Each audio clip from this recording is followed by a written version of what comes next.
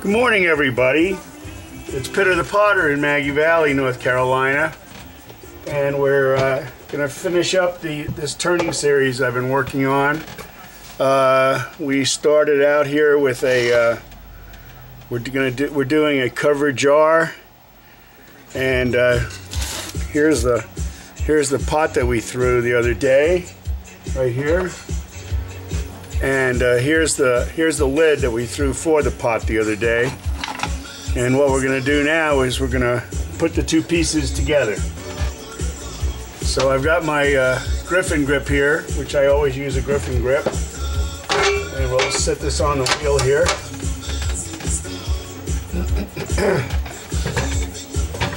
And now we're going to take this this lid that I threw, the channel in it, and quite a wide base and not too much taken off the bottom here, because we don't want this to shrink too much or curl up on the pot.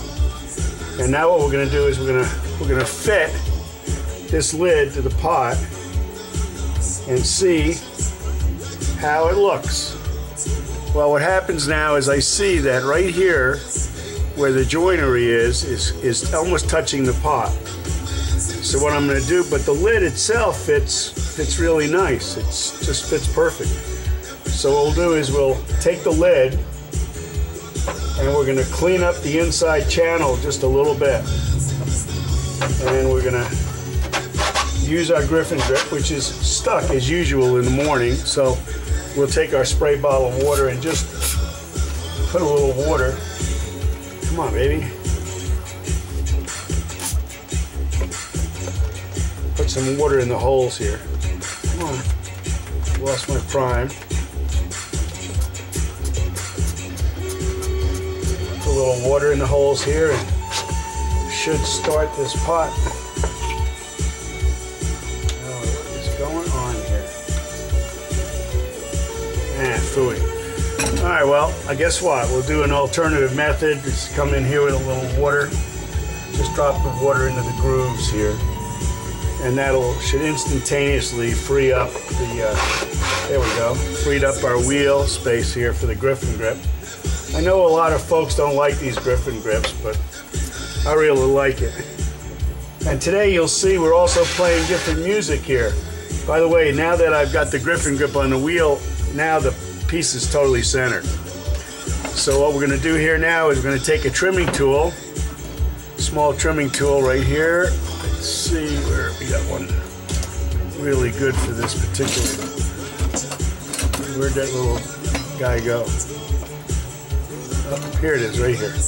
All right, so we're using a commercial trimming tool, and it's got a loop end right here. And what we're going to do is we're going to come in here on the channel, because we know it fits, and we're going to take some of this thickness of the rim away, just by carefully trimming it back down to where the groove is. So what I've done is I've actually taken this lid and trimmed right in this channel right here to get it a little further away from the pot. And we'll just do this operation one more time just to smooth this lid out and make sure it doesn't get stuck to the pot when we're glaze firing. Okay, I think that'll do it right there. Oh, and by the way, I'm playing some reggae music today. My friend Daniel Flattower, who's a potter in Israel, and he's the professor of clay at Tel Hai University in Israel. I watch his blog quite a bit. Alrighty, now we've got a pretty good amount of space here between the pot and the lid. So now what we're going to do is we're going to finish the lid of this jewelry box.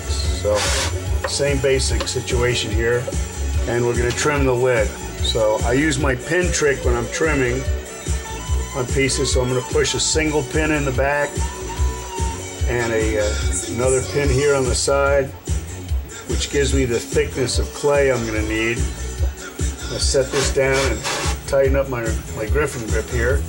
And as you can see, the pot's centered again. And now what we're going to do is just trim a nice form in this pot take a lot of this weight out of the pot. And there's no basic good way to trim. It's something like you have to get involved in. The pin trick, though, really helps a lot. So what I'm doing is I'm taking the weight out. This is a low, flat rim lid. So I'm quickly just carving away the excess clay here to make it nice and round. And I don't have to be all that careful because I've got the pins in there, and I know exactly when I start to hit the pin how thick the pot is. So we're quickly trimming this pot off. Now I know that everybody likes reggae occasionally, but I don't know if I like competing with this guy. Okay, now I've just hit the first pin, guys. You can hear it. Here, let me turn this racket down. I like to listen to classical music when I'm turning. Turn this down a little bit. Oh man. Okay, here I am back with you guys. Alright, so as you can see, I've now got the dome and the lid in. If you're real quiet, you can hear the pin. Hear it? So I know I've got that just about the right that, and now I've hit the pin at the top. I can hear it bump, bump, bump. Now all I have to do is, now I'm going to come in here and just do the final trim here. And I like to put a little groove here in these things, like gestures. I know you guys have been watching my gestures, and most beginners or people that have just started, they don't have time to think about gestures. So with me, I like to cut a couple of holes here and sort of get the throwing lines out of this pot. And on these pots, I've been making a very small and interesting handle, which I'm going to make for you right now real quick. It's funny that I mentioned Daniel Flattower, because when I was in Israel, I had a lot of time, and I spent quite a bit of time with Daniel Flattower. And what we basically were doing in Israel at that time was I was working on doing my handles and things like that. So what we've got here is we've got this pot trimmed. We're going to take the pins out now because we know that the depth is just fine. We're going to smooth out the two little holes that the pin makes right here, just like that. And we got that. And I'm just going to use this as my table real quick, and I'm just going to take a small piece of just a rolling thing here, and I'm going to roll out a flat, sort of flat thing here. And this is the thing that I do to make what I call the croissant handle. The croissant handle.